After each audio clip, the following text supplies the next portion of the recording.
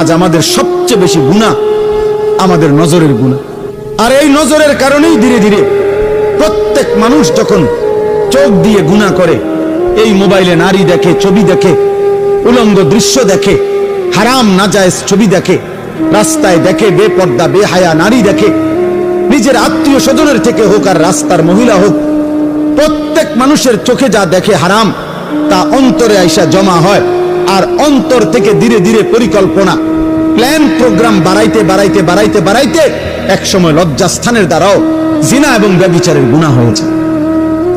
নাউযুবিল্লাহ, নাউযুবিল্লাহ, নাউযুবিল্লাহ।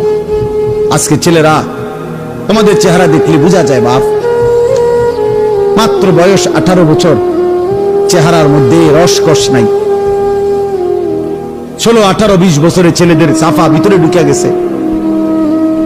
তোমাদের চুল দেখলে বোঝা যায়, তোমাদের চেহারার বিমর্ষ ভাব দেখলে বোঝা যায় গুনাহ করতে করতে তোমরা ক্লান্ত,